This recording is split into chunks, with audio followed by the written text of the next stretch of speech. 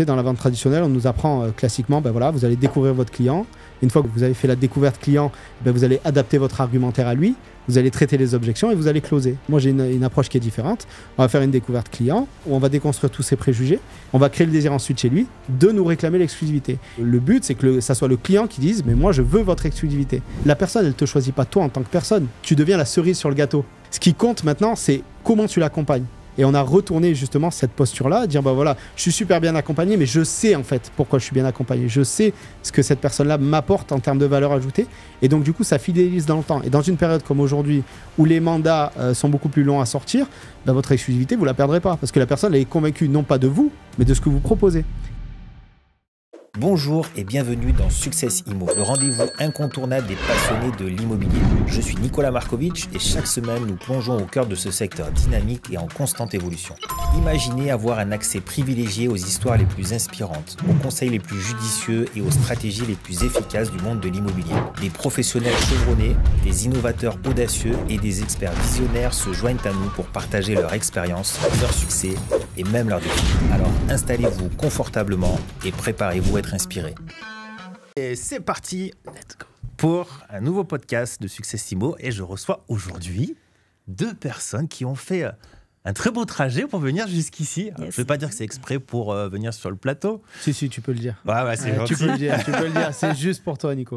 Vous avez pris l'avion, vous avez pris le taxi pour aller à l'aéroport au démarrage, la voiture pour venir ici dans la tempête de Montpellier. Exactement. En plus, aujourd'hui. Avec les 120 km/h devant. On a affronté le vent. Exactement. C'est ça. Écoutez, Céline et Julien, moi je suis très très très content de vous recevoir parce que vous avez un parcours qu'on va découvrir ensemble.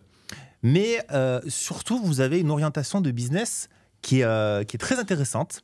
J'ai pris d'ailleurs 2 minutes tout à l'heure pour relire, parce que c'est magnifique. Alors, on l'abordera un peu plus tard. Mais par exemple, sur votre profil Instagram, il y a écrit « Coaching sur mesure pour agents immobiliers, vraiment ambitieux ». Petite nuance, voilà. Importante.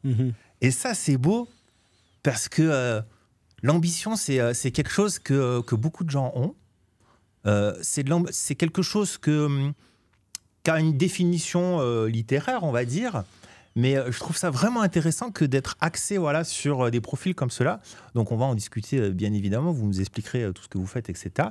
Moi, ce que j'aimerais, c'est déjà partir de la base, que vous puissiez un petit peu m'expliquer d'où vous venez, qu'est-ce que vous avez comme parcours pro, même si vous avez, avant l'IMO, fait quelque chose, j'aimerais savoir qu'est-ce que vous avez fait, et qu'on puisse comprendre un peu tout ça. Let's go. Allez, vas-y. Nous, on est des enfants de l'immobilier. On a attaqué l'immobilier. Moi, j'avais 18 ans, elle en avait 19. Donc, on a connu que l'immobilier et on a quasiment connu que l'entrepreneuriat, puisque à la suite de mon BTS immobilier, j'ai été directement agent commercial. Et 1 an et demi après, on a créé notre propre agence immobilière à Orange, dans le Vaucluse. Donc, nous, on est vraiment des enfants de l'immobilier pur et dur. Ok, donc vraiment, ouais, pur, et puis surtout direct dans le cœur du sujet, créer son agence, etc. Ouais, c'est ça. Moi, je suis sortie de l'école, j'ai fait une école de commerce, je suis sortie et hop, on a monté l'agence, quoi. Donc vraiment, on n'a pas vous n'avez pas rigolé? Non, on n'a pas rigolé. On était jeunes, là. Ouais, et puis on était plein d'ambition, justement. Ouais. C'est normal. Alors, avec Céline, on vient vraiment de 2 milieux totalement différents. On vient du même endroit géographique, mais de 2 milieux sociaux totalement différents. Et on s'est très, très vite, très bien complété, en fait. Et ça, on va dire que mon ambition a nourri la sienne et vice-versa. Et donc, ça a fait qu'on a très vite démarré, très jeune, très fort. Donc, on comprenne bien, hein, aujourd'hui, vous êtes ensemble. Hein, vous n'êtes pas juste associés pour le business. Hein. Non, on est mariés avec une petite fille de 10 ans. Yes. On a fait tout ensemble. Ouais. C'est magnifique. Alors, ça fait combien de temps que vous êtes tous les 2 ensemble? Plus de 15 ans. Plus de 15 ans, on s'est connus à 19 ans. Ah oui, on s'est connus... Très jeune. Ouais, 19 ans, au lycée. Au lycée, ouais, on s'est connus au lycée même. Alors ça, c'est remarquable. Le deuxième chose, c'est que du coup, vous bossez ensemble depuis quasiment tout ce temps, en fait. Ouais, c'est ça. C'est ça. Exactement. On s'est mis ensemble, le lendemain, on habitait ensemble. Ouais, exactement. 15 jours après, on avait un compte courant ensemble. 1 an et demi après, on avait une entreprise ensemble. Et voilà, et 5 ans après, la petite. Et puis, après, de toute façon, on s'est lancé. Ouais. Donc voilà. Incroyable, cette histoire. Ouais, on voit qu'aujourd'hui, tout le monde freine un petit peu, veut avoir validation sur validation sur validation pour s'engager à faire quelque chose, etc. Ah, vous êtes à l'opposé. Non, on était vraiment... on avait après, envie. On est défenseurs aussi. Hein. C'est vrai qu'on n'a pas trop calculé. Hein. Tout était dans le plaisir. Et je pense que ça, c'est une fois qu'on a trouvé vraiment sa moitié, après ça roule tout seul, quoi. Je suis 100% d'accord avec vous. Après, il y a la nuance entre trouver quelqu'un avec qui on est bien dans le côté personnel, les passions, les visions communes, etc. Mais le business, on sait très bien que le business, quand ça va, c'est chouette. Quand c'est plus complexe, quand il y a des moments de doute, quand il y a du stress, eh ben, personnellement, on est impacté. Mais alors en plus, quand on bosse en couple dans le business, ça peut être des moments de friction plus intenses, justement, parce que tu ramènes chez toi et puis tu peux justement te dire, tiens, ma moitié va m'accompagner ou on va avoir un peu d'oxygène parce qu'on bosse pas ensemble. Mais si tu bosses ensemble, bah, c'est toujours pareil. Et comment vous gérez ça, du coup ? Non, en fait, heureusement, c'est toujours dit finalement, heureusement qu'on travaille ensemble pour se comprendre finalement. Parce que dans l'immobilier, voilà, comme tu disais, il y a des hauts, il y a des bas. Et finalement, heureusement, quand il y avait justement stress, eh bien, l'autre était là pour comprendre le stress, pourquoi, comment, etc. Oui. Et aider justement l'autre à surmonter ça, on va dire. Donc, c'est plutôt l'inverse. Ça crée quand même une compréhension mutuelle. On avait un agent commercial avec nous qui travaillait avec nous et qui était tout le temps en friction avec sa femme parce que lui se régalait au travail et sa femme, elle, avait un travail qui était plus ingrat, on va dire, où elle se régalait pas. Et ça créait des vraies frictions entre eux. Que ça soit par rapport à ce que lui gagnait et ce qu'elle gagnait, par rapport au plaisir qu'il prenait. Et donc, quand on prend du plaisir, on a tendance à faire un peu de dépassement de fonction. Et donc, ça crée des conflits, finalement. Alors que nous, on n'a jamais connu ça. Dans les temps forts ou dans les temps faibles, le fait qu'on soit ensemble et qu'on partage les mêmes ressentis au même moment, etc., en fait, ça nous a plus aidé que desservi, finalement. Et comme au niveau de la vision globale, on a toujours été à peu près raccord, même si des fois il y a un petit temps de latence sur les prises de décision, mais c'est qu'un temps de latence, quoi. Finalement, on sait où on veut aller et comment on veut y aller, donc ça s'accorde bien, quoi. C'est beau. Ouais, c'est vrai. Bon, après, on aime bien avoir raison tous les deux. Ah, ça par contre, c'est sûr que... je dis pas qu'il n'y a pas d'électricité, hein. Ça c'est sûr, mais non, dans l'ensemble, ça va. Mais ouais, je vous vois bien en osmose, raccordé, serein. Après, à l'agence, on avait vraiment chacun nos positions. En tout cas, quand on a eu l'agence... parce cette agence, on l'a tenue pendant 10 ans. Et moi, je m'occupais de toute la partie gestion-location avec le portefeuille. Et puis, Julien s'occupait plutôt de la partie transaction et puis de la formation, des négos, etc. Donc, on était quand même bien au niveau, bien répartis. Donc, du coup, c'est à peu près de quelle date à quelle date ? Alors, moi, j'ai attaqué l'immobilier en 2007. On a créé notre agence en 2010 à peu près. Enfin, fin 2007, j'ai attaqué. Donc, 2008-2009, mon BTS. 2010, un an d'agent co. Ouais. Et 2010, on a créé l'agence. Ok. Donc, ouais, ça allait vite. 2010-2020, grosso modo. 2020, exactement. Ouais, et là, oui, on a eu, avant de créer cette entreprise de formation, on en reparlera, mais oui, là, on a eu un moment de transition. On a créé une petite start-up dans l'immobilier. Voilà, qui là, par contre, était plutôt un échec, entre guillemets, même si ça a été très formateur. Et voilà, et puis après, on a basculé sur cette entreprise-là. Donc, il y avait l'envie, donc il y a quoi, 4 ans en arrière, de quitter voilà, le terrain, entre guillemets. Oui, alors en fait, ça s'est fait par étapes parce que, en fait, pendant 10 ans, on a eu une agence très familiale. C'est-à-dire, je travaillais avec mon meilleur ami, avec mon beau-frère, et puis les gens qui sont venus se greffer à l'agence, on n'était pas beaucoup. On a toujours été que 4, 5 avec l'assistante, 6 avec nous, quoi. Ouais. Mais c'était vraiment en mode très familial. Et les gens qui nous ont rejoints sont restés du début à la fin de l'aventure. Donc, on avait un turnover qui était très faible. Ouais, du coup, exactement. Donc, c'était vraiment très familial, très soudé. Ouais. Par contre, voilà, mon beau-frère a voulu partir au Canada vivre avec ma sœur, donc pour une nouvelle expérience de vie. Mon meilleur ami a eu des problèmes personnels qui l'a éloigné de l'agence. Et donc là, il y a eu une petite... ça s'est étiolé, quoi, au bout de 8, 9 ans. Et donc là, nous, on a eu envie de passer à autre chose, de faire autre chose au bout de 10 ans.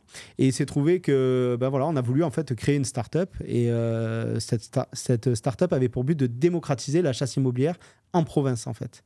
Okay. Et donc, voilà. Donc ça a été le premier changement qu'on a eu, premier point de bascule. Ça n'a pas duré longtemps, ça a duré 6 mois. Et après, on a basculé sur cette entreprise de formation et de coaching. Parce que moi, vraiment, ce qui m'animait vraiment, c'était ça, en fait. Dans ce projet-là, mon but, c'était de m'occuper que de la partie formation et coaching des agents. Et donc, voilà. Donc, pour retracer les grandes lignes, c'est ça. 2 ans de BTS, 1 an d'agent co, 10 ans l'agence, 6 mois cette start-up. Et après, depuis 4 ans, cette entreprise-là. Ok, chouette. Donc, 100% immobilier. Ouais, 100% carrément. Immobilier. On a des vrais là, autour de la table. Jamais été salarié, tu vois. Toujours, on a démarré direct. Exactement. Ça, c'est dingue comme interprétation du monde professionnel, de se dire, tu vois, ouais, j'ai jamais été salarié. Elle est sortie de l'école, elle a créé l'agence directe. Ouais. C'est pire que moi, parce que moi, j'avais eu le BTS 6 mois encore où j'ai été salarié. Mais Céline, en plus, elle fait peut-être des petits boulots l'été. Attends, justement, qu'on essaie d'aller plus loin encore en arrière. Tes parents, ils sont entrepreneurs ? Pas du tout. Pas du tout en Non, plus. Bon, mon père est artisan, mais ma mère est prof, tu vois, donc pas du tout. Hein. Non, Ok. Non. J'ai pas une éducation, mais je pense que c'est la rencontre déjà avec Julien. Parce que moi, j'étais en école de commerce, je savais pas trop quoi faire, j'étais plutôt destinée à être DRH. Finalement, DRH. Tu te serais ennuyé. Hein. Ah non, ça l'aurait pas fait du tout. Alors, pas du tout. Et puis finalement, j'ai rencontré Julien, Limo, c'est parti, feu, et là, on s'est éclaté. Ouais. Et toi, ta famille, ces entrepreneurs? Non, moi en fait, c'est pour ça que je disais avec Céline, on en a vraiment été. On vient du même endroit, mais on vient vraiment de deux milieux sociaux très différents. Moi, j'ai été éduqué seul avec ma mère et ma sœur. Okay. Et moi, en fait, ce qui a nourri mon ambition, c'était vraiment ma condition sociale de démarrage. Et donc, moi, il faut savoir que j'ai une tante qui est agent immobilier à Monaco depuis 35 ans.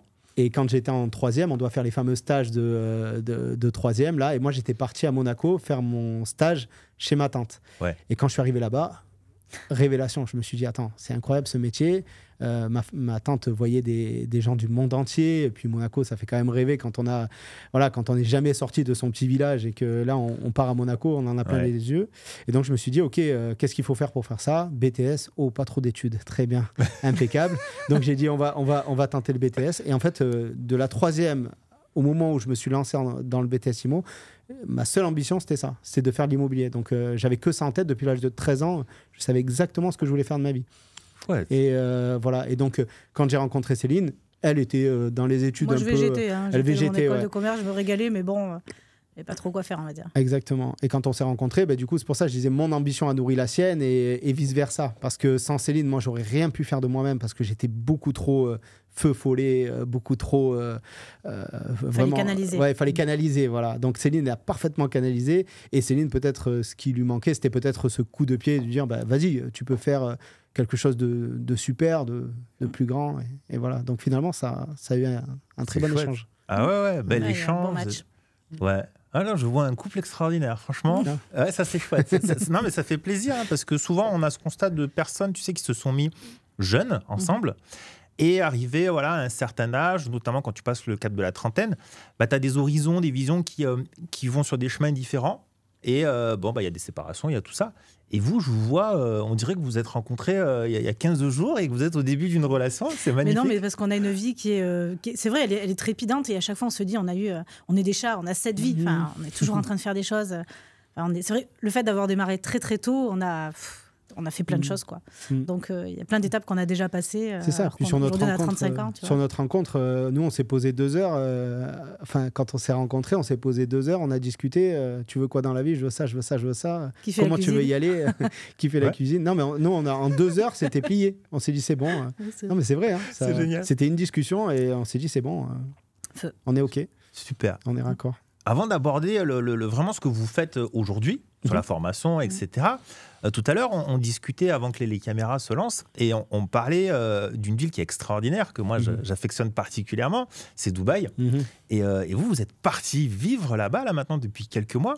Et alors justement, parce que quand on part de la Provence, un parcours quand même 10 ans d'IMO, ça c'est chouette, etc. Vous lancez une start-up, ça fonctionne pas, ça fait de l'expérience, super. On se lance dans la formation. Pourquoi Dubaï, déjà? Pourquoi partir sur cette ville-là et comment ça se passe aujourd'hui? Je pense que dans la vie, déjà, quand on a été très jeune agent immobilier, très sédentarisé dans sa région, moi je jouais au rugby dans la ville où on avait l'agence, j'ai entraîné au rugby dans la ville dans laquelle on avait l'agence, enfin, on était très implanté localement. C'est magnifique parce qu'on peut faire plein de belles choses et on s'est régalé vraiment pendant 10 ans. Mais par contre, tout ce qu'on doit faire quand on est jeune, entre 20 et 30 ans, les voyages, etc., nous, on ne connaissait pas ça. Donc, il y avait ce manque-là de se dire, punaise, mais on aimerait bien faire une expérience ailleurs. Alors, ça aurait pu même être juste changer de région en France, tu vois, vraiment de la manière la plus simple possible.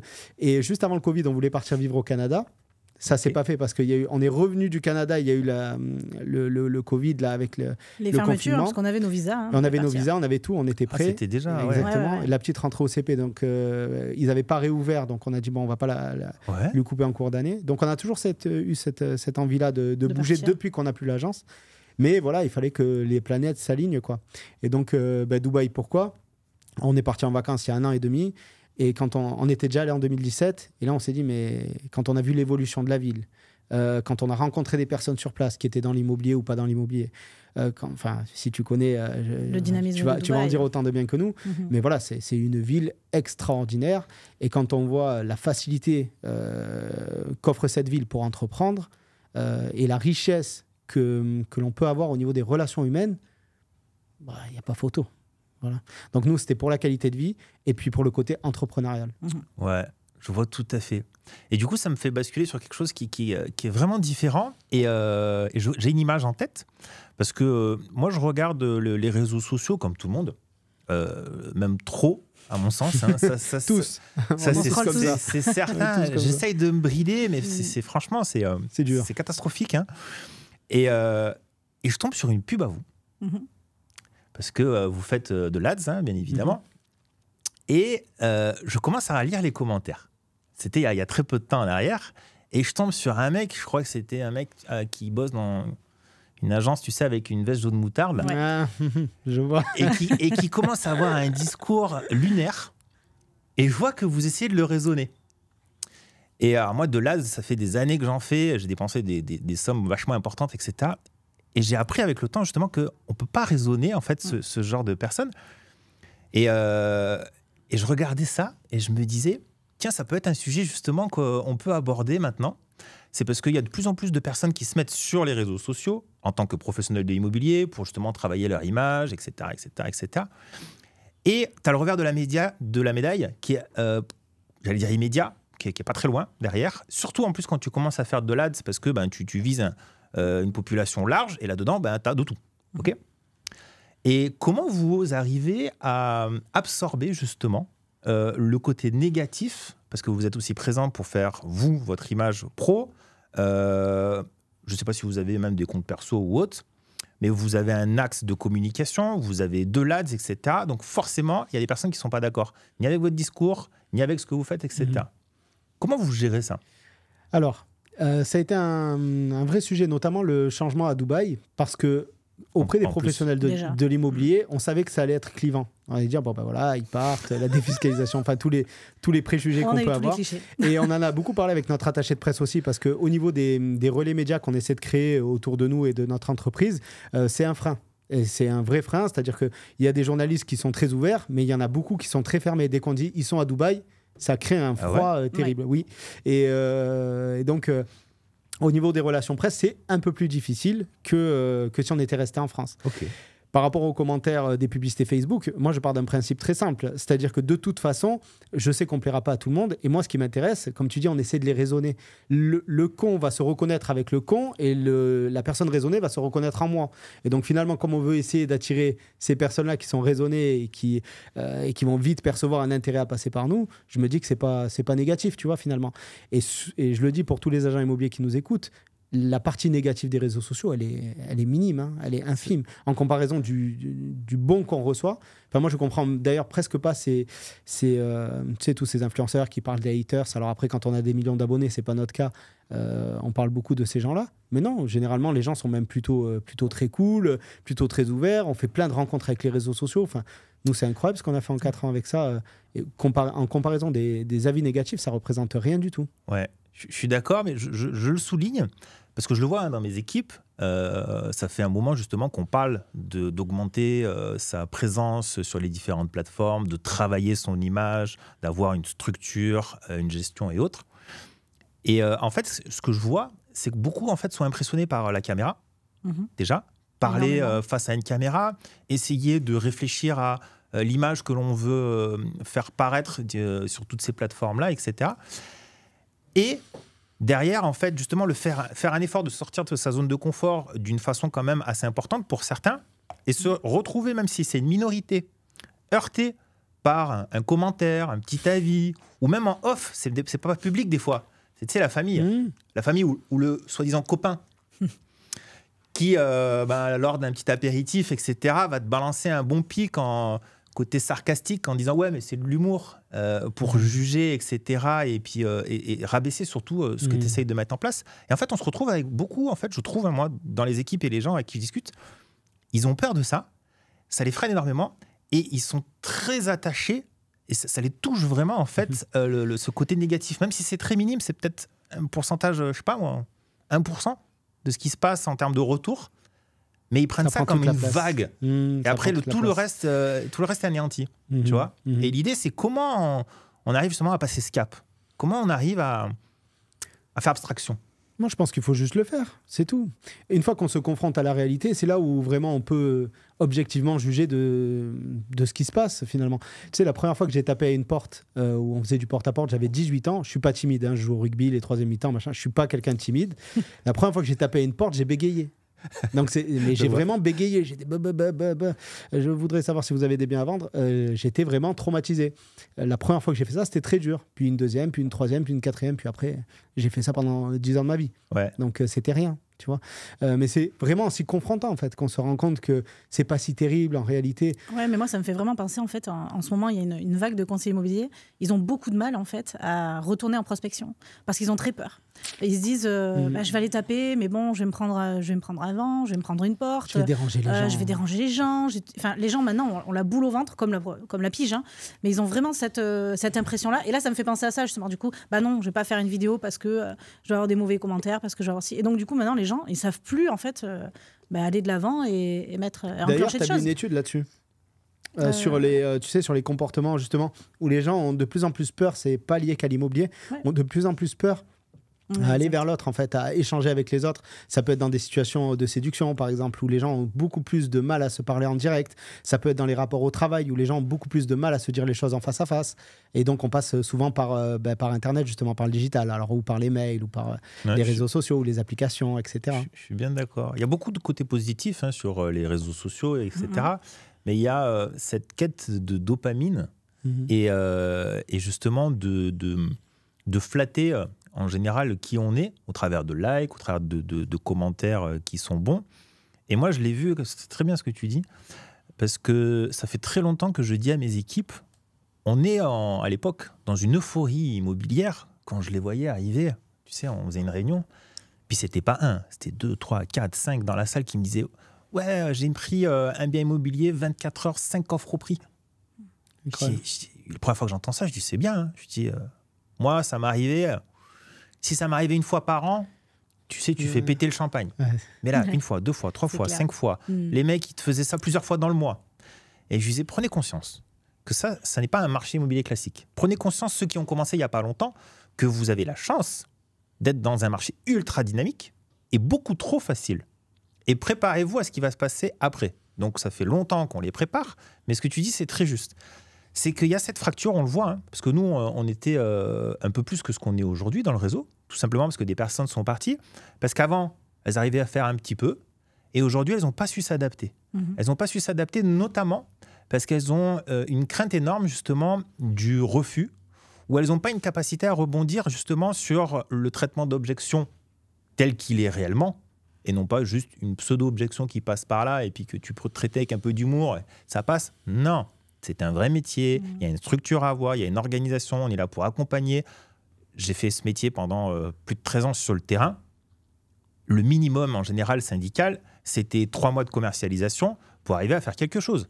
Et pas une semaine, 10 jours, où on vient dans mon bureau, on me disait « Tiens, ça fait 15 jours que j'ai pris cette maison en vente, j'ai pas d'appel, Nicolas. Qu'est-ce qui se passe ?» J'étais là. Ils sont perdus. Ouais, c'est lunaire ce que vous me racontez, les gars. C'est lunaire. C'est purement logique. Et quel est le plan d'action que tu as mis en place avec tes clients en termes de suivi, en termes d'organisation ? J'ai pas l'habitude, puisque je ne faisais pas au préalable. Et on s'est retrouvé confronté avec des personnes qui ne faisaient plus de prospection. La puce téléphonique, tu oublies complètement. Si moi je regarde les stats, c'est extrêmement minime. C'est appeler un étranger. Ah ouais, c'est fou. Que je ne connais pas, qui ne m'attend pas avec un téléphone. Ouh là là, c'est compliqué. Alors, comme je leur dis clairement, je dis vous avez le cul sur une chaise, au chaud, avec votre tasse à café ou votre thé, vous êtes tranquille, vous pouvez le faire comme vous voulez, vous avez toutes les infos devant vous. Qu'est-ce qu'il y a de plus facile que la fiche téléphonique ? Et pourtant, 90% des conseillers immobiliers, quand ils se lancent dans l'immobilier, c'est pour l'humain. C'est très drôle. Donc, à un moment donné, tu vois... c'est très drôle. Faut se lancer. Eh ben oui, exactement. Ouais. C'est ça, et cette peur du refus, elle est ancrée, et aujourd'hui on abandonne beaucoup plus facilement, je trouve. Est-ce que c'est lié aux réseaux sociaux, est-ce que c'est lié au post-Covid, etc. Peut-être, on pourrait faire un podcast sur tout ça, c'est clair. Mais il y a cette peur du refus qui paralyse complètement, et qui fait dégringoler des personnes qui vivotaient bien, ou qui matchaient bien, et qui se retrouvent en difficulté. Puis aujourd'hui, les gens, ils ont le choix de faire ou de ne pas faire. Je sais pas toi quand tu as attaqué, mais moi, on me laissait pas le choix. Tu arrivais le matin, voilà ce que tu as à faire, la pige, le patron, il se mettait à côté, là, et allez, go, c'est parti, fais. Et ça, c'était confrontant, c'était difficile, mais c'était formateur. Tu vois, tu étais obligé d'y aller. Tu étais obligé de faire. Et c'est vrai que ça, aujourd'hui, les gens, ils ont le choix. J'y vais pas. De toute façon, il n'y a que moi que ça pénalise. J'ai personne qui va me pousser un petit peu. La dernière fois, j'ai fait un coaching perso avec une élève qui est un peu démotivée. J'arrive pas à avoir de rendez-vous, etc. J'ai dit, c'est pas compliqué, on va en trouver. Vas-y, prends le bon coin, on y va, go. Pige. Super contente, elle est repartie avec 2 rendez-vous. Elle est arrivée toute moribonde, là, et elle est repartie. Ouais. Tu vois, c'était lancé. Ça les paralyse, mais en vrai, il faut pas grand-chose. Mais il faut pas grand-chose, mais il faut exactement. y aller. Il faut le faire. Et tout de suite, on se dit, finalement, je suis allée en prospection ce matin, j'ai fait 3 heures, et puis en fait, ça s'est bien passé. En fait, les gens, ils sont gentils. Oui. On redécouvre en fait. Ils mordent pas. On a des peurs et on se paralyse à cause de ça. On a coaché une personne qui était assistante maternelle pendant 20 ans. Donc évidemment, le côté démarchage, c'est très difficile quand tu l'as jamais fait, que tu viens pas du tout de ce milieu-là, que tu étais dans un milieu très... c'est un milieu quand même un peu particulier. T'arrives là, c'est difficile, tu vois. Mais quand après tu les prends par la main et tu leur dis regarde, c'est pas si dur. Regarde comment tu peux t'y prendre et vas-y, fais-le. Quand tu les accompagnes, c'est ça. Ah punaise, ça débloque des choses dans la tête, c'est incroyable. Ouais. C'est toujours des déclics dans la vie. C'est des déclics, exactement. Exactement. Il y a plein de déclics. Et ce qui est super marrant, tu vois, tu parles tout à l'heure, la première fois que j'ai tapé à une porte, je bégayais. Moi, quand j'ai commencé l'IMO, tu vois, j'avais 20 ans. Et j'étais pas du tout introverti, parce que justement, j'étais un peu plus à l'opposé.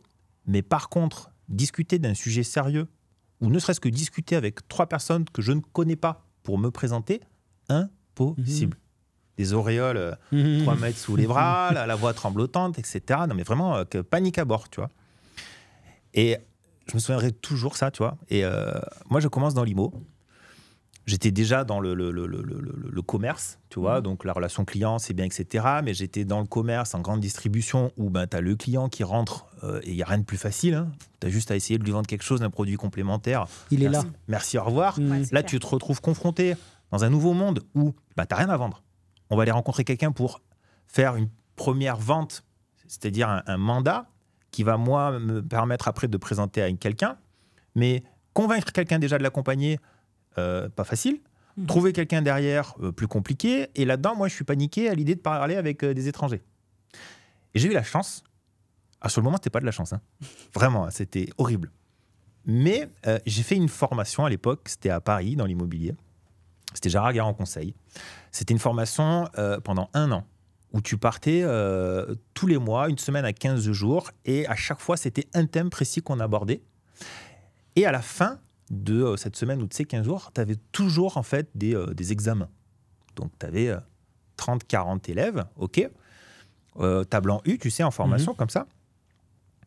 Et je me rappelle déjà le premier jour où tu fais le tour de table, chacun pour se présenter. D'où vous venez, qu'est-ce que vous avez fait? Moi, pareil, province, ici, sud de Montpellier. J'arrive à Paris, au costume cravate, catastrophe. Première fois que je prends le métro. Tu vois le cliché à mort. Et ne serait-ce que ça, tu sais, quand ça arrive vers toi, et que c'est bientôt à toi de parler devant tout le monde, j'étais stressé à mort, c'est catastrophique. C'était horrible comme sensation. Et on fait premier 15 jours de formation, tu sais. Et à la fin de ces 15 jours-là, donc on fait plein de jeux de rôle, etc. Et le jeu de rôle, qu'est-ce qui se passe?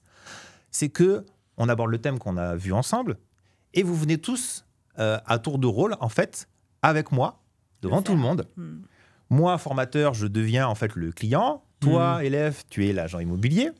Donc moi, j'apprends ça, panique à bord. Attends, ça ne s'arrête pas là. Caméra, 1 mètre devant toi. Gros plan sur ta tête. Tu vois, comme ça. Et il dit, voilà, ça va être filmé à chaque fois. Et le but de cet exercice, ça va durer toute la journée. Donc on va faire en fait ce jeu de rôle toute la journée parce que vous êtes 40 et tout le monde va passer. Et on va faire ça. Et qu'est-ce qui va se passer quand vous avez fini votre petite mise en scène, etc. On va faire en fait un tour de table. Et tout le monde va donner son avis sur vous. Mais grosse pression. Ouais, mais en fait, et c'est là où ça m'a fait un déclic, si tu veux. C'est qu'il a dit, donc vous allez en fait, premièrement, dire qu'est-ce que vous avez apprécié dans la personne. Trouver quelque chose qui a été bien. Même si c'est raté, parce que vous allez tous vous rater, il dit. Hein. Vous allez tous vous rater, parce que c'est stressant, parce que c'est un nouveau truc que vous apprenez, etc. Qu'est-ce que vous avez trouvé bien? Et deuxième chose, quel est l'axe d'amélioration que tu peux conseiller à ton humble avis? Et moi, ça m'a mis une baffe dans la tête, ça. C'est de me dire, je suis vachement sévère avec moi-même. J'ai très peur, en fait, que les gens me jugent. Mais en fait, on est tous là juste pour s'améliorer. Et l'amélioration continue va faire que je serai une personne plus aguerrie, une personne peut-être plus sûre de moi, que j'aurai plus d'expérience, etc. Et ça m'a suivi toute ma vie. Et je remercie ce Nicolas de l'époque d'avoir eu cette prise de conscience, parce que sinon, j'en serais jamais arrivé là. Tu vois, j'aurais été pétrifié, peut-être je serais sorti de la salle.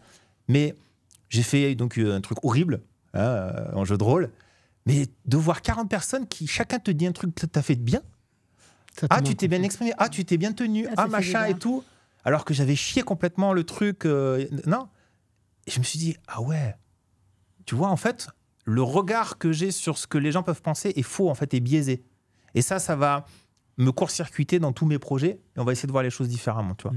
Et ça a été hyper, hyper formateur. Et je pense que beaucoup sont dans ce cas de figure-là. Tu vois. Ouais. Totalement. Les clients, eux, ils voient pas, quand on arrive face à eux, ils savent pas, entre guillemets, à quelle sauce ils vont être mangés. Donc, il n'y a pas de stress à avoir, puisqu'il n'y a pas d'entente. C'est pas comme quand tu arrives à l'école, bon, bah alors il va falloir donner telle bonne réponse, telle bonne réponse, telle bonne réponse. Le client, lui, il le sait pas. Il attend rien. Enfin, il attend rien. Il attend un bon service, il attend un professionnel, mais il sait pas ce que c'est un bon professionnel. Donc, quand on arrive comme ça, surtout quand on est débutant, moi, j'ai fait des boulettes incroyables, où j'ai pris des flops incroyables. Mais je testais des choses à chaque fois. Parce que je me disais, dès que je vais tester quelque chose, je vais apprendre quelque chose. Je vais voir comment ça réagit en face. Comme je dis toujours, ce qui compte, c'est pas de plaire à tout le monde, c'est de se servir de tout le monde pour être aimé du plus grand nombre, en fait. Et ça, c'est vraiment important, cette notion-là. Et je dis toujours aussi, parallèlement à ça, chaque rendez-vous, c'est un entraînement, c'est jamais un match, c'est jamais fini, puisque de toute façon, la carrière, elle va durer 10 ans, 20 ans, 30 ans. Donc, c'est que des entraînements successifs, et il faut toujours les voir comme ça. Et ça détend aussi pas mal. Et peut-être le dernier point qui rejoint exactement celui que tu dis, c'est que ce qu'il faut vraiment, c'est des victoires, c'est des succès, c'est mesurer des choses positives. Je suis totalement contre l'idée dans l'immobilier, peut-être dans la vie ça s'applique, mais les échecs sont formateurs, etc. Je déteste cette idée-là, parce que si on demandait par exemple au Real Madrid s'ils aimaient la défaite pour apprendre, je ne pense pas que le président du Real Madrid il serait content, tu vois. Donc moi je suis plutôt de l'école de ceux qui préfèrent cumuler les succès pour dire on va bâtir une confiance qui va être forte et on va derrière être plus fort, plus aguerri, etc. Et mieux se positionner que se dire bon, on va cumuler des échecs. À l'arrivée, j'ai l'impression que c'est un truc un peu de, tu sais, qui est devenu un peu, tu vois, un truc de perdant, quoi. Exactement. Même s'ils sont petits, même si c'est j'ai fait ça bien. Tiens, dans ma découverte client, on va être très pragmatique. Dans ma découverte client, j'ai bien fait ma petite phase d'investigation. Ça c'est bien. Je connais bien mon client, je connais bien son projet, je l'ai bien cerné. Tiens, là j'ai réussi à le faire remettre en question sur tel préjugé qu'il avait. Ou voilà. Et on va cumuler de la confiance comme ça petit à petit. C'est très important. Super, parfait. Du coup, parlons un peu de vous sur ce que vous proposez aujourd'hui. Parce que vous êtes axé du coup sur la formation.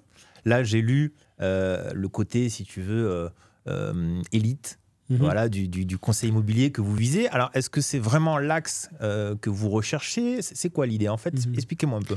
Oui. Donc nous, on a créé Iconic Immobilier. Iconic Immobilier, c'est très simple. Notre but, c'est d'amener les gens à la haute performance en révélant leur singularité. Il y a deux côtés qui sont importants, deux notions qui sont importantes pour nous. La haute performance, il faut bien définir ce que c'est. Et il y a la singularité. On en parlait tout à l'heure en off, mais c'est très important. Le côté personal branding qui doit ressortir. Tu as fait remarquer aussi tout à l'heure sur nos réseaux sociaux, il y a marqué réservé aux conseillers vraiment ambitieux. En fait, nous, ce qu'on remarque, c'est que dans la masse des conseillers immobiliers aujourd'hui en France, réellement, on a 5% d'entrepreneurs et le reste, c'est des freelances de l'immobilier. Et je fais toujours cette distinction entre freelance de l'immobilier et entrepreneur dans l'immobilier. Un freelance, qu'est-ce qu'il va faire? Il va délivrer une prestation de service. Il ne va jamais réinvestir dans quoi que ce soit. Il va être vraiment entre le salarié et l'entrepreneur, tu vois. C'est un peu ça. Et nous, on s'adresse aux entrepreneurs de l'immobilier. C'est des gens qui vont se remettre en question. C'est des gens qui vont vouloir être en amélioration continue, qui vont réinvestir leur argent dans différents domaines. Ça peut être la communication, ça peut être la formation, ça peut être le coaching, ça peut être dans ce qu'ils veulent. Mais c'est des gens qui veulent aller de l'avant et qui ont, généralement, les coachés qu'on a, c'est des gens qui font de l'immobilier pour construire des projets encore à côté qui vont être parfois plus gros. Okay. Et donc voilà, nous on vise vraiment, nous dans notre approche, on vise vraiment ces 5% là, parce que c'est vraiment avec eux qu'on se régale. Et donc comment on les accompagne? On les accompagne à 80% de notre activité, c'est du coaching personnel, sur des longues durées, de 3 à 6 mois. à peu près. Et après, on a une méthode qui est très particulière qu'on a vraiment créée de A à Z et qui est très innovante dans l'approche client, justement, qui s'appelle la vente inversée et qui est une méthode qui permet de rentrer 100% d'exclusivité en faisant en sorte que ce soit le vendeur qui la réclame et pas nous qui la vendions. Voilà. Ça, vous allez m'expliquer un petit peu après. Ça, c'est super intéressant. Juste qu'on essaye de préciser. Donc, pour toi, en fait, c'est un état d'esprit que tu cherches chez les conseillers immobiliers. C'est pas un chiffre d'affaires, par exemple, qui est souhaité ou qui est...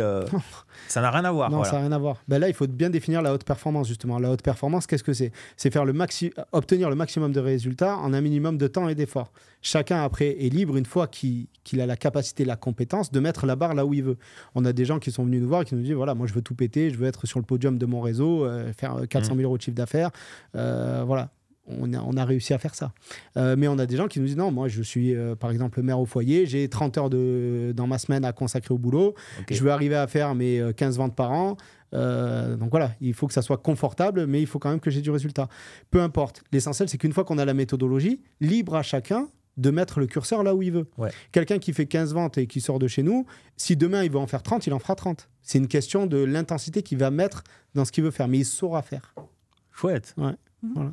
Du coup, ça doit être hyper plaisant que d'avoir en fait des personnes en face qui percutent, qui soient dans un état d'esprit particulier, parce que on le voit très bien. Et la nuance que tu fais, elle est excellente entre un freelance et un entrepreneur.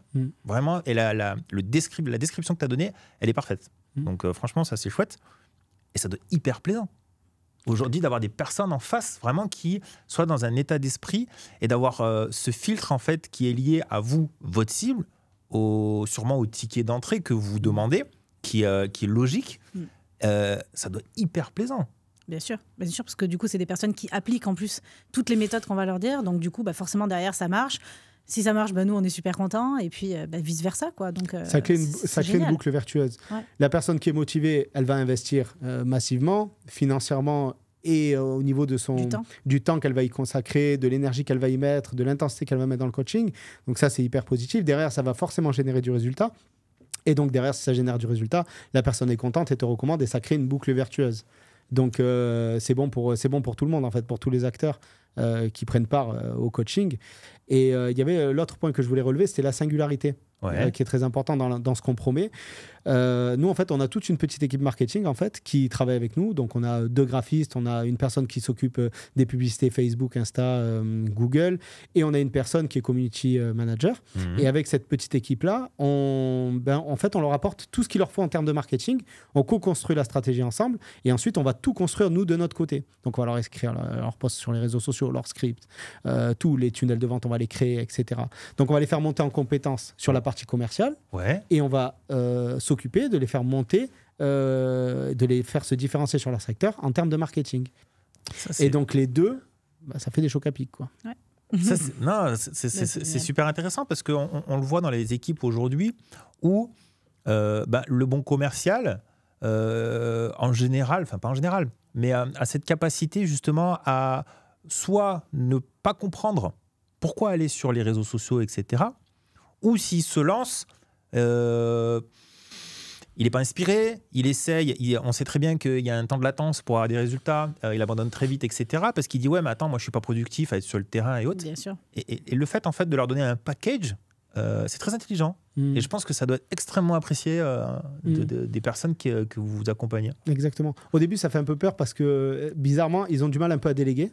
Donc se dire ouais, mais alors comment ça va se passer? Mais non, en fait on co-construit tout ensemble, donc tout est validé, on leur refait une charte graphique, enfin vraiment on s'occupe de tout, et donc tout se fait main dans la main, semaine après semaine, voilà.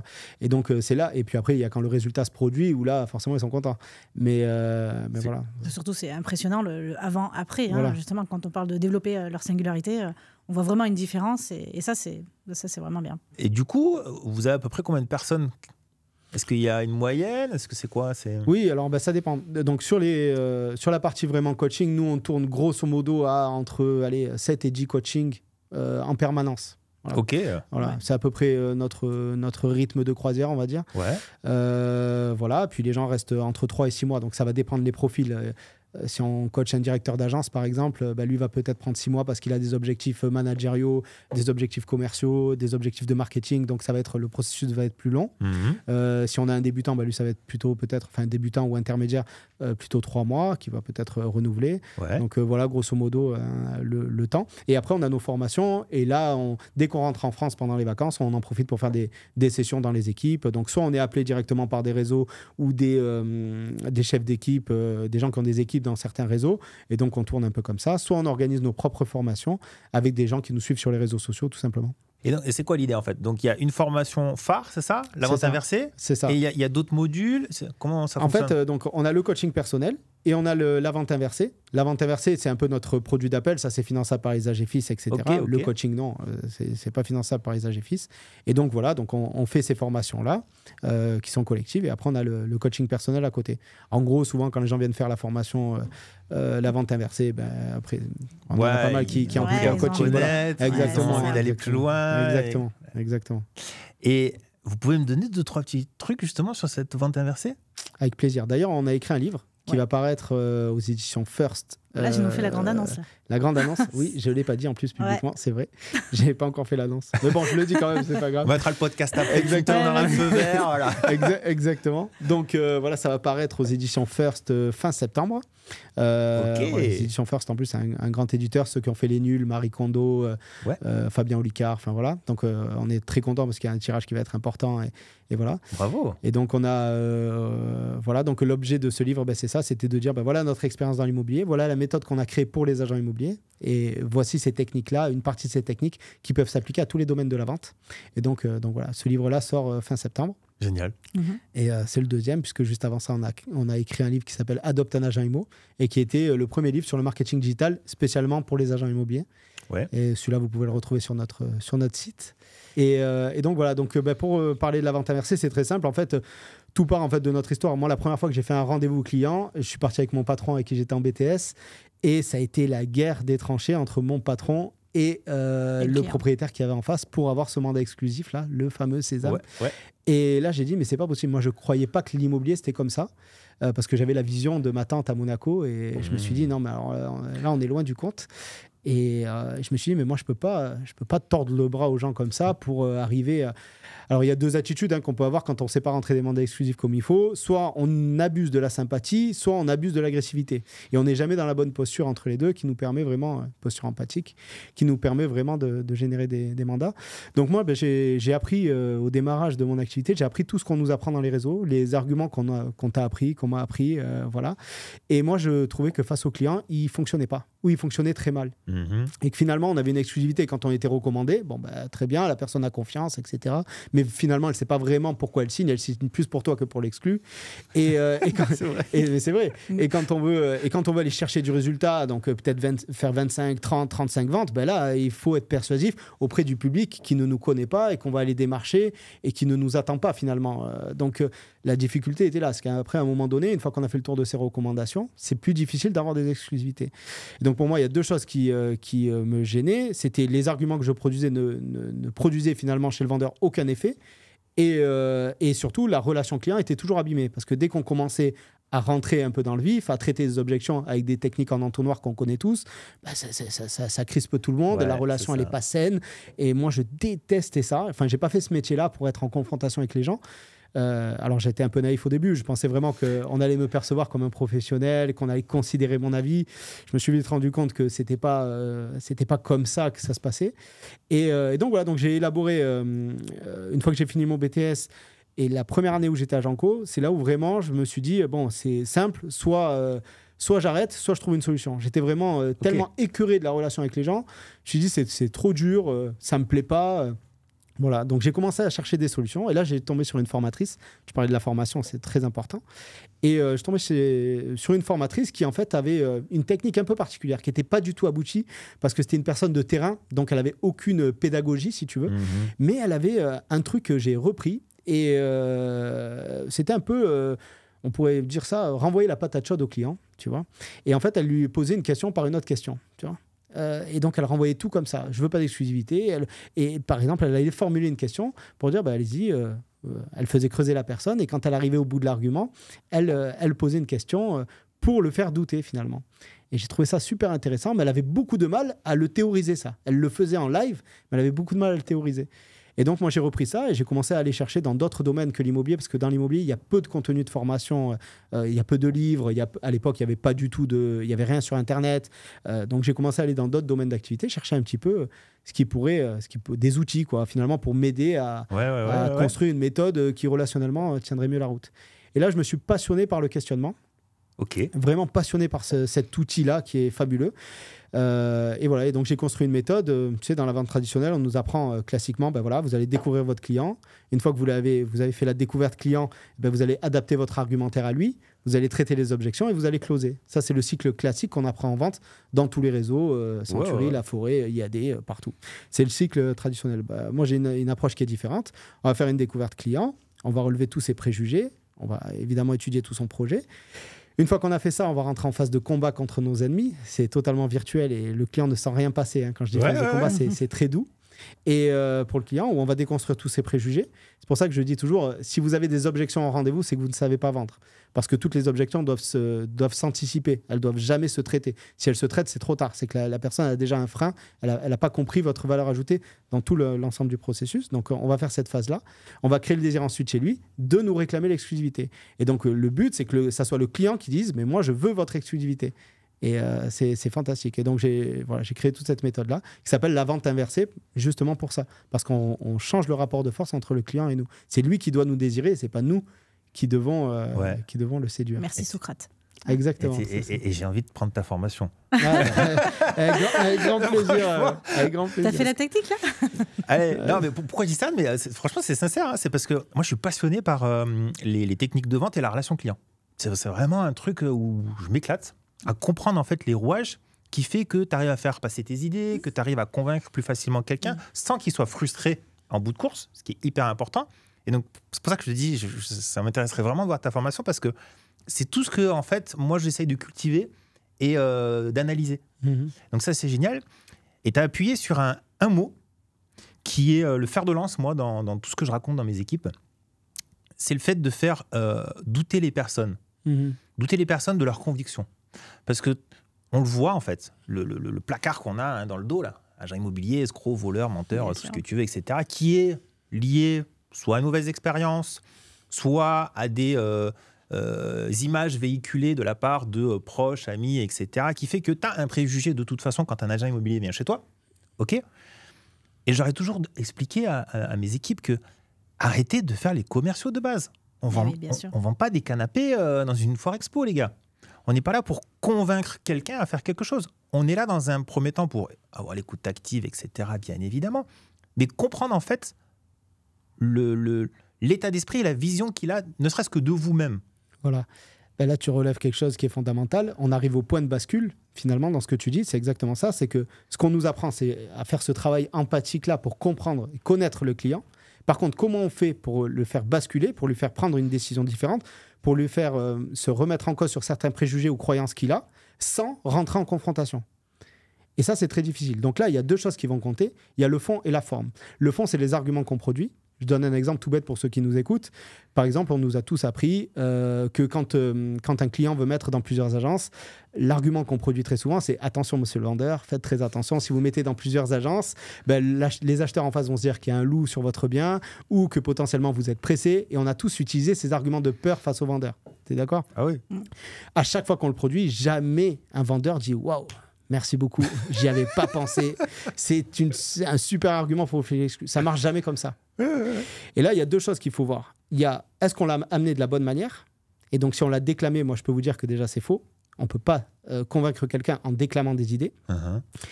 Et est-ce que l'argument est valable à ses yeux ? Est-ce qu'il est entendable ? Est-ce qu'il est percutant à ses oreilles ? Non. Donc, on a le fond à soigner, les arguments qu'on va produire, et comment on va amener ces arguments, la forme.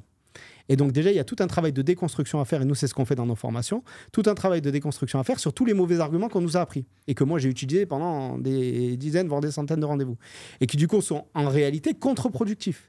Parce qu'un argument un mauvais argument poussé à un vendeur, produit l'effet chez lui de dire oh là là, baratin commercial, attention, danger. Ouais. Et donc, c'est même pas voulu de la part des conseillers immobiliers de se mettre en mauvaise posture, d'être mal perçu par le vendeur. C'est tout simplement qu'ils produisent des choses face au vendeur qui ne va pas résonner de la bonne manière dans leur tête.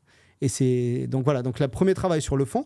Et une fois qu'on a les bons arguments qui sont percutants à l'oreille de nos vendeurs et différenciants de la concurrence, on va les mettre en forme par le questionnement pour que ce soit la personne qui chemine et qui comprennent l'intérêt d'abandonner sa croyance et d'en mettre une nouvelle à la place. Ah, je vois. Donc là, après 3 jours de formation, les gens sont complètement perturbés. Et oui, parce que ça change totalement l'approche. Il faut tout déconstruire pour reconstruire. C'est ça qui n'est pas le plus évident. Ouais. C'est justement de déconstruire, bien sûr.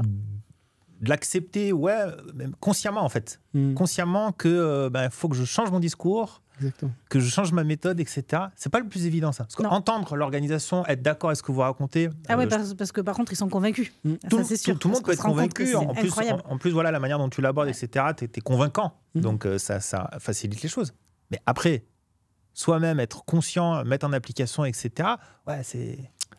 Les gens le comprennent très vite parce que dès que un des premiers exercices qu'on fait faire en formation, c'est un travail justement de déconstruction. Donc déjà de compréhension du client, quels sont ses préjugés, ses croyances. On va déjà tout lister par rapport au PAP, par rapport au multi-agence, par rapport à l'exclusivité. Donc on va déjà lister tout ça. Ça va nous donner déjà une bonne cartographie de notre client.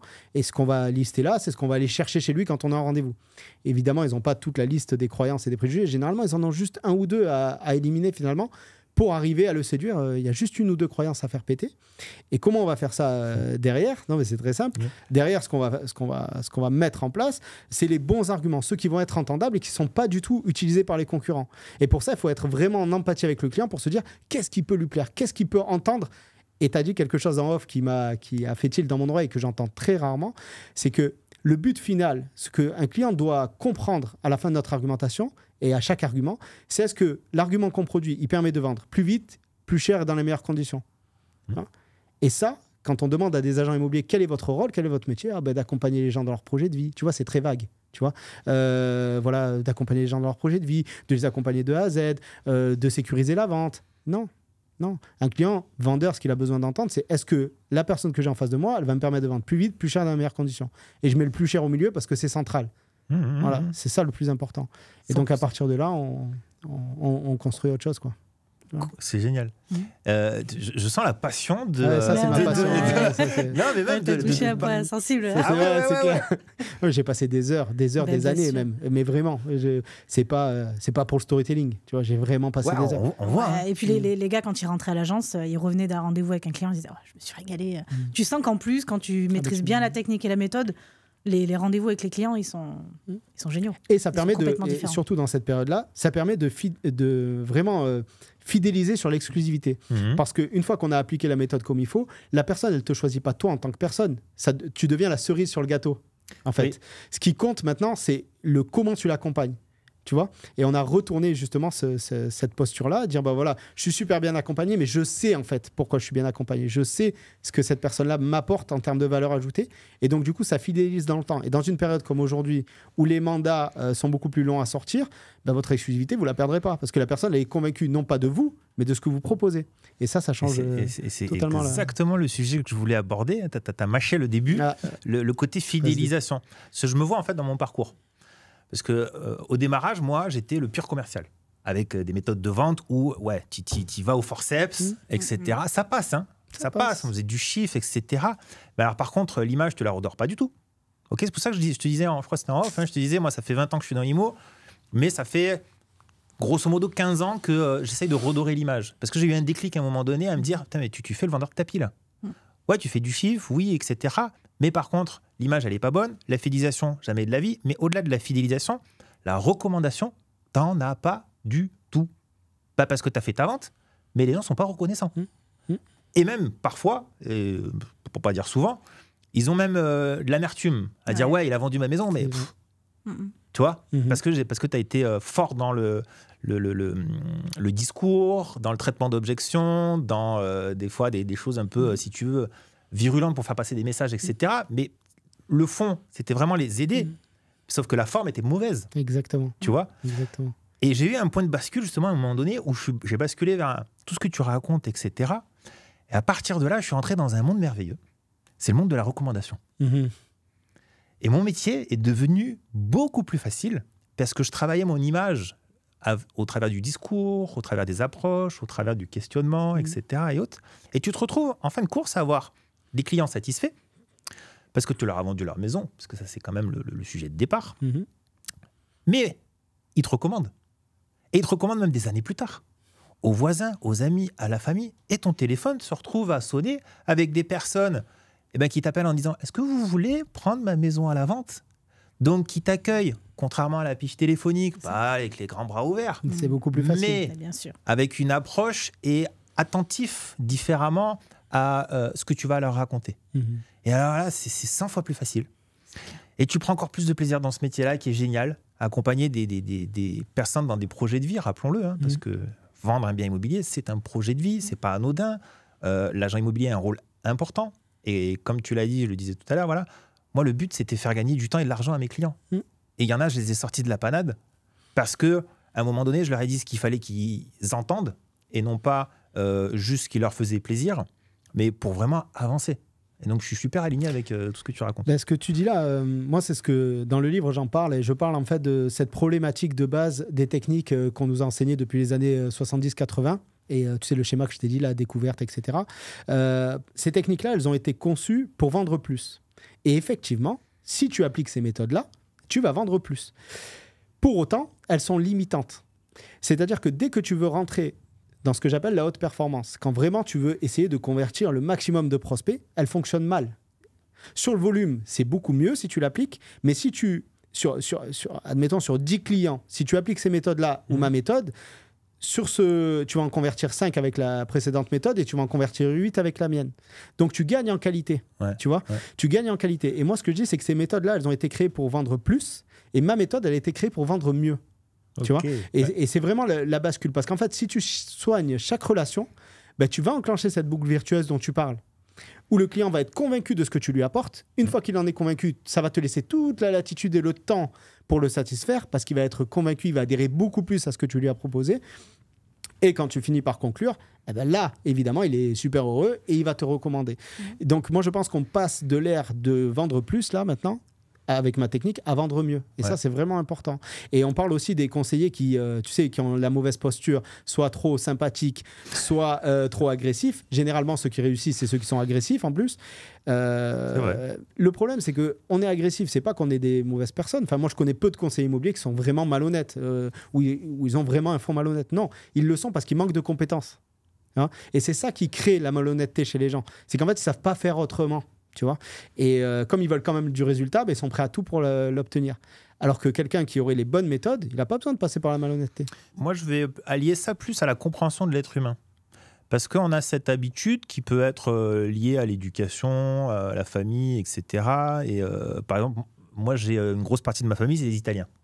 Pareil. Vous allez bien vous entendre. Donc, les Italiennes, tu vois, c'est très expressif. Mais c'est pas mauvais. C'est pas, voilà, quand on est expressif, plein d'énergie, etc., autour d'une table pour avoir une discussion, c'est pour faire passer des idées et autres. Et en fait, je pense que les personnes, comme tu disais, qui sont agressives, c'est juste parce qu'elles n'ont pas compris en fait comment fonctionne l'être humain. Comment est-ce qu'on arrive à faire passer un message à quelqu'un? Comment on arrive à le faire douter d'une conviction pour lui faire passer des idées d'une manière beaucoup plus saine? Déjà, il ne sait même pas qu'est-ce que je raconte là, ok? Et puis, il n'a pas été élevé, éduqué dans ce schéma-là, où c'est plus, en fait, celui qui crie le plus fort autour de la table qui va faire mieux passer en fait son information. Ouais, c'est vrai. Et qui retranscrit en fait dans un métier de commercial, hein, parce qu'on est tous des commerciaux quand même. Il retranscrit ça et puis il se dit ouais, tu vois, ça marche quand même. Ça marche, ouais, mais les collatéraux, tout ce qui se passe derrière, l'image, elle est pas bonne. Exactement. Et ça crée plein de méfiance chez les clients qui sont nourris par les techniques qu'on applique aussi. Et donc, ça crée un cercle vicieux finalement qui est pas bon. Et d'ailleurs, on en vient, tu vois, tu as dit, on est quand même des commerciaux, tu vois, comme si c'était pas bien. Moi, je dis toujours le mot vendeur, mais il faut l'assumer pleinement. C'est quoi un vendeur? C'est quelqu'un qui va dissimuler ses intentions pour mieux servir son client et amener le client là où il veut, d'un point A à un point B, avec le sourire, sans qu'il s'en rende compte. On est un peu des magiciens, en fait, des magiciens de la relation. Voilà. Vous vouliez ça, vous êtes venu pour ça, je vais vous amener là où vous voulez, de la meilleure des manières. Moi, je vais complètement m'effacer quelque part. Vous allez faire le chemin. C'est ça que moi j'adore, on parle d'immobilier, mais dans d'autres secteurs, quand tu rentres dans un magasin et que tu pars avec un truc que tu n'avais pas prévu, avec le sourire, et tu es content. C'est ça. Et je dis, chaque fois, je regarde, parce que je décortique tous les discours commerciaux, etc. Parce que j'ai l'habitude maintenant. Et quand je les vois faire, je dis, putain, il est bon. Hein. Ils sont forts. Il est bon. Et je vais repartir avec son truc parce qu'il a trouvé l'utilité que je peux avoir à prendre ça, etc. Et parfois celle que tu n'as pas pensé. Mais oui. J'avais pas pensé à ça. C'est vrai que c'est vraiment bien. C'est génial. Et moi, je les félicite tous à chaque fois. Je leur dis bravo pour votre discours, pour votre analyse, etc. Parce que on voit qu'il y a du travail derrière. Et un vrai commercial, on va appeler un chat, du coup. Un vrai commercial, c'est quelqu'un qui a millimétré réellement son discours, son analyse, son écoute. Mais millimétré. Le reste, ce sont pour moi des vendeurs de tapis. Tu vois ? Exactement. Tout s'anticipe. C'est-à-dire que chaque situation que tu peux vivre avec un client, elle doit être tu dois être entraîné dessus. Comme je dis toujours, la répartie, ça n'existe pas. C'est un mythe. On est des magiciens. C'est un mythe, la répartie. C'est juste qu'on a tellement répété la chose que moi, quand je pose une question, je sais déjà ce que l'autre il va me répondre. Oui. Et donc, je suis déjà sur la question d'après. Et c'est une question d'entraînement, d'agilité. C'est ça. Et d'ailleurs, on parle beaucoup de sujets, des sujets un peu tabous sur lesquels on dit toujours au R1, on ne va pas parler de s'il n'a pas mis de PAP, mais je ne vais pas en parler. Oui, par exemple. Je vais surtout pas en parler. Bah non, là on va en parler. Ouais, justement. Là on va en parler parce que justement on ne sait pas. Dans un mois il peut avoir l'idée de se mettre de PAP. Exactement. Donc non, on va parler de tout ça. Et c'est vraiment super intéressant ce que tu viens de dire. R1. Vous, est-ce que vous êtes de l'école justement R1, R2 ou One Shot ? Non, on est l'école R1, R2. Ouais. J'ai mis l'argument pour ça. J'ai mis l'argument pour ça. J'ai mis l'argument. Tu l'as lancé. Non, mais parce que c'est très compliqué. C'est très compliqué de déconstruire les préjugés d'une personne si on faisait R1, R2, un rendez-vous correct, il ne faut pas qu'il dure plus d'1 heure et demie, sinon le gars, tu l'épuises, tu le tues. C'est très compliqué d'arriver à faire tout ce travail-là de déconstruction de son vécu. Parfois, il y a des gens qui ont une expérience dans l'immobilier qui est très forte, ou alors qui vivent une situation qui est parfois un peu compliquée, un peu emmêlée. C'est pas évident. Des fois, tu vas être dans une situation de divorce ou d'héritage où les gens ils vont être autour de la table, ils vont pas trop apprécier être côte à côte très longtemps. Donc, si tu dois tout faire sur un seul rendez-vous, c'est compliqué. C'est pas une question anodine. Hein. Pourquoi je vous pose ça ? Parce que moi, je suis de l'autre côté. Ah, bah vas-y. Tu vois ? Et j'ai des formateurs chez moi et tout, c'est pareil. Et en général, hein, la majeure partie de mes formateurs, de mes équipes qui viennent par exemple d'autres réseaux ou autres, qui intègrent, etc., ils sont tous team R1, R2. R1, R2. Et moi, je ne l'ai jamais été en fait, parce que j'ai été formé de l'autre côté. Donc en fait, c'était nouveau même presque pour moi d'essayer de comprendre comment vous fonctionnez en R1, R2, etc. Et je comprends tout ce que tu dis. J'adhère à tout ce que tu racontes à 100%. Mais moi, je le vois tellement. Et il y a un petit truc aussi qu'on disait tout à l'heure en off. C'est en général les personnes qui ne nous aiment pas quand on est sur le terrain. Et moi, je sais pertinemment que quand j'étais conseiller immobilier, j'aimais tout le monde. Mais en général, mes concurrents ne m'aimaient pas. La majeure partie, s'il y en a qui me regardent aujourd'hui, je le sais, qu'ils ne m'aiment pas. En très grande partie parce que moi, j'étais là pour performer. J'étais là pour mettre à manger dans l'assiette de mes gamins, d'accord, pour leur payer des vacances à Disneyland, sans aller dans quelque chose qui soit faux, un discours malhonnête, dénigrer la concurrence, je ne l'ai jamais fait. Mais par contre, je ne lâchais rien, vraiment. Et il y a un truc extrêmement important, c'est que moi, je faisais tout en one shot. Et combien de fois tu as le R1 de mon ami, Zouzou Immobilier, qui passe. Moi, j'arrive en rendez-vous derrière. Il n'a jamais fait son R2, Zouzou. D'accord ? Et ça, souvent, hein, là, ils l'ont comme ça. Je ne peux pas t'expliquer c'est mieux, c'est pas mieux, etc. Mais c'est juste l'analyse que moi j'ai de me dire faites attention en fait sur ce R1, R2. Parce que oui, ça peut peut-être être rare d'avoir quelqu'un en face de toi qui le fait en one shot et puis qui a un niveau quand même d'expertise élevé, parce qu'il faut l'avoir, et qui close direct tout d'un coup. Mais combien de fois les mecs, ils se sont fait squeezer, etc. Et je suis reparti avec mon exclu. Alors moi, je n'étais pas à 100%, mais j'étais à 95%, grosso modo, d'exclus. Il y avait toujours un ou deux mandats que tu prends. et ça passait, et il se faisait avoir derrière. C'est super ce que tu dis, parce que c'est super parce que tous les problèmes, le problème que tu viens de dire là, ben, il s'anticipe. C'est comme tous les problèmes qu'on rencontre dans l'immobilier. Ce problème-là qu'on pourrait rencontrer en faisant R1, R2, il s'anticipe. Et l'objectif, enfin nous dans notre méthode, c'est qu'en réalité, le client, à la fin du R1, il doit être prêt à la signer, l'exclus, puisque c'est lui qui doit la réclamer. Donc quand il vient pour le R2, ou quand toi tu retournes chez lui, peu importe, voilà, normalement, il doit dire, voilà, je la veux. Hein. Donc on a changé le rapport de force. Et par exemple, sur le coût du R1, R2, ça s'anticipe. Dès que tu as un client au téléphone et que tu poses des règles, il faut le dire. Il faut dire attention à ceux qui vont vouloir vous faire signer. Tu l'anticipes. Tu vois, bien sûr. Après, on ne peut pas en 5 minutes dire tiens, t'es tel team, etc. C'est trop long. Et puis, mais c'était marrant de rebondir. Tu as toujours des cas particuliers aussi, des héritages où voilà, les gens ne sont pas sur place, ils viennent là. Ben, comment tu fais? Tu ne vas pas attendre 3 jours pour lui présenter tes services. Alors là, on parle vraiment des cas particuliers. Oui, des cas particuliers. Il y a des fois, il faut le faire en une fois. En une fois, mais sinon en général c'était toujours en 2 fois, et le client avait vraiment envie de toute façon de nous voir, donc le côté j'annule le R2 parce que quelqu'un est passé avant, ça n'arrivait pas. Il faut pas, ça n'arrivait pas. Tu lui tirais les oreilles au client ou... Non, justement, c'est lui qui doit avoir envie. C'est qu'il avait envie. Et du coup, il n'avait pas du tout envie d'aller signer avec quelqu'un en plus derrière tout de suite, parce que là, il aurait senti l'arnaque. Là, il se serait dit, là, on est en train de... Voilà, et on en revient sur ce discours, justement, que vous mettez en application, justement, pour faire en sorte que s'il y a un moment donné, il y en a un qui passe au milieu, il n'y ait pas cette barrière ou cette relation qui se rompt comme ça d'un coup, parce que tu as tellement fait, et aussi ça on en parle très peu, mais un lien avec tes clients. Tu as mis en place un lien qui fait qu'à un moment donné, de toute façon, c'est pas forcément un loup ou quoi que ce soit là, qui peut se passer au milieu, mais c'est qu'il y a un lien fort et que la personne elle n'a pas envie de couper ce lien avec vous qui êtes passé avant dans ce fameux R1, etc. Et que c'est lui-même qui va dire « Attends, j'entends ton discours ou autre », enfin qui va lancer des objections, mais qui sont encore annexes aux objections classiques. Après, ça peut toujours arriver. Dans le volume que tu vas avoir dans l'année, ça peut arriver. Je ne dis pas que c'est infaillible, mais bon, en règle générale, c'est vrai que les gens ne vont pas vouloir couper la relation nette comme ça. En général, ils vont vouloir te laisser finir et après te dire non. On a passé un très très bon moment ensemble. Vous m'avez donné... une belle image de votre parcours, plein de choses sur votre contenu de formation. D'ailleurs, on va mettre un lien sur la chaîne YouTube, un lien vers de redirection pour qu'on en apprenne plus sur vous et ce que vous proposez. Merci beaucoup. Est-ce que vous pourriez me donner à tout le monde un conseil pour cette année 2024 qui va être, moi je pense, une année toujours un peu plus complexe que qui a pu se passer en amont, mais une année, pour moi, qui va se segmenter en 2 parties. J'en parle souvent dans mes vidéos. Ou alors, est-ce que ça va être vraiment 6 mois, ou rentrée septembre, etc. Mais où il va y avoir une différence en termes de dynamique, en termes de compréhension et de passage à l'acte de nos clients, etc. Qu'est-ce que vous pourriez donner comme conseil aux conseillers immobiliers, justement, qui nous regardent?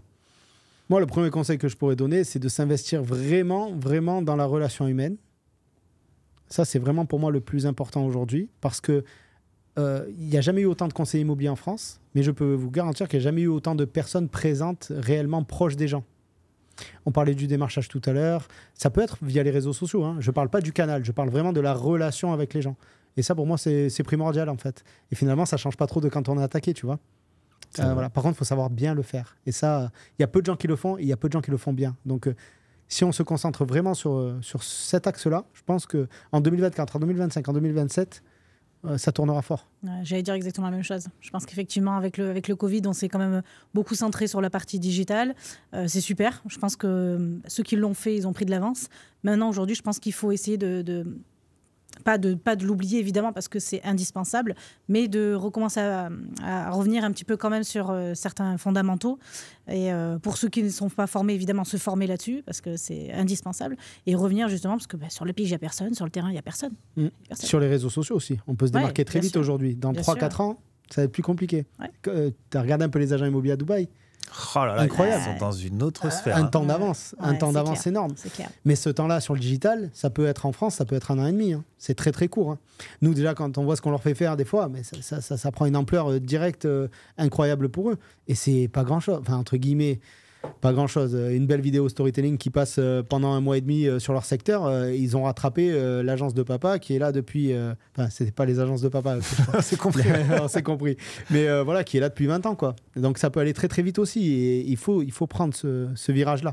Il faut investir, il faut déléguer, il faut aller de l'avant. Il faut être dans les 5% d'entrepreneurs, là. Ouais. Et pas les freelances. Ouais, je suis 100% d'accord avec vous sur tout ça. Bah, merci d'avoir pris du temps. Merci beaucoup, Nicolas. Merci. Vraiment, Merci c'était très gentil de nous avoir donné tout ça. C'était génial. J'ai passé un super moment. Ouais, nous aussi, plaisir vraiment. partagé. Merci beaucoup. Ouais. C'était super. Très sympa. À très Merci. bientôt, tout le monde. Merci beaucoup. Merci beaucoup.